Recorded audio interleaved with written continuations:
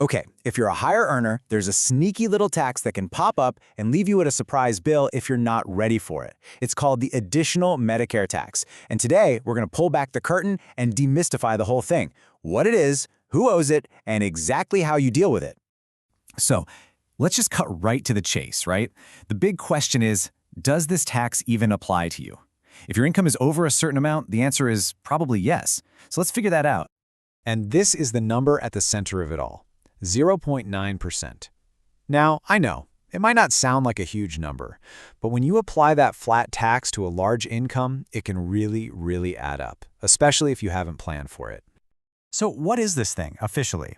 Well, it's that 0.9% tax, but it only applies to specific types of income after you've crossed a certain threshold. And the most important word here is additional. This doesn't replace your regular Medicare tax, oh no. This is a second tax that gets layered right on top of what you and your employer are already paying. Which, of course, brings us to the part you've probably been waiting for. Who actually has to pay this thing? Well, it all boils down to these key income thresholds. I like to call them the magic numbers, and they're tied directly to your tax filing status. And here they are. Go ahead and find your filing status on this chart. If your household income is more than the number you see next to it, then you need to pay close attention to the rest of this. So, for example, if you're married and you file a joint return, that magic number for you is $250,000. Okay, so you know the thresholds now. But what income are we even talking about? Does every dollar you earn count? Nope. The IRS is actually very specific. It only looks at 3 particular categories. So it really boils down to 3 main buckets of income. The first is your Medicare wages. You can find that number right in box 5 of your W-2. The second is your net earnings from any self-employment you have.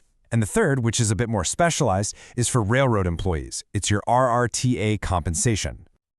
Now listen up, because this is the rule that trips so many people up. Your wages and your self-employment income, they get lumped together, they're combined before they're compared to that threshold. But that railroad retirement income, that's handled completely on its own. Getting that distinction right is absolutely vital. You know, theory is one thing, but let's make this really concrete. We're going to walk through a couple of real-world scenarios to see exactly how these rules play out with actual numbers. All right, first up, let's meet Aaron and Frank. They're a married couple. They file their taxes together. I mean, this is a super common situation for a lot of people. So Aaron makes $150,000 and Frank makes $175,000. Now pay attention here. Neither one of them individually makes more than $200,000. And because of that, their employers are not taking out this additional Medicare tax. And this right here is where the tax time surprise is born. Because when they sit down to file their joint tax return, their incomes get added together. The total? $325,000. Now remember that magic number for married couples? It's $250,000. That means they are $75,000 over the line. And yep, you guessed it, they're going to owe that 0.9% tax on that amount, even though not a single penny was withheld for it during the year. Okay, let's look at another one, because this adds another interesting layer to the puzzle. This is Carl. He's a single filer, but his situation is a little more complex. He's got a day job, but he's also got a business on the side. So Carl has $130,000 in wages from his job, and he pulls in another $145,000 from his business. Now, you see the same pattern here, right? Neither of those income streams by itself goes over that $200,000 threshold for a single person. But do you remember that crucial rule we just talked about? They get combined. So let's just walk through the math here. The IRS starts with his $200,000 threshold. Then they subtract his wages from it. That leaves a new, lower threshold of just $70,000. That's the number his self-employment income is now compared against. Since he made $145,000 from the business, he's going to owe the tax on the $75,000 that's over that new lower bar. And these examples lead us right into what is, without a doubt, the single biggest source of confusion when it comes to this tax. The difference between what your employer does and what you ultimately owe the IRS. They are 2 completely different things, and getting this difference is the secret to avoiding that nasty surprise.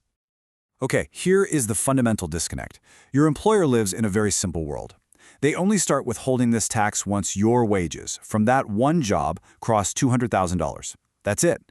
They have no idea about your spouse's income, they don't know about your side hustle, but your actual tax bill, it's based on the whole picture, your total household income against your filing status threshold, just like we saw with Aaron and Frank. And hey, don't just take my word for it. This is a direct quote from the IRS. If your wages do go over that $200,000 mark and your employer starts withholding, you can't just tell them to stop. It's required. If it turns out you didn't actually owe the tax in the end, don't worry, you'll get that money back as a credit when you file your return. So, you've done the math, you've figured it out, and yep, you owe the tax. So, now what? Well, you have to make it official with the IRS, and you do that using a specific form, Form 8959. The form itself is actually pretty logical. It basically just walks you through the steps we've been talking about. You'll calculate the tax for your wages, then for your self-employment income, and for any railroad income. The form helps you add it all up, and then you take that final number and carry it over to your main tax return, the Form 1040. Look, understanding how this tax works is half the battle, but the real power comes from using that knowledge to plan ahead, so you're not scrambling to pay a huge, unexpected bill come tax time. You've really got two main ways to get ahead of this. First, you can give your employer a new W-4 form and just ask them to withhold extra income tax from each paycheck. Or you can make estimated tax payments to the IRS each quarter. Now, the one thing to remember is you can't tell them, hey, this extra money is for the additional Medicare tax. It doesn't work that way. You just increase your overall tax payments and it all gets squared away when you file your return. So, there you have it. We've untangled the rules, we've solved the withholding puzzle. The only question left is, now that you know how it all works, is your tax plan ready? Are you going to be in control of your tax bill next year, or are you going to let a surprise bill control you?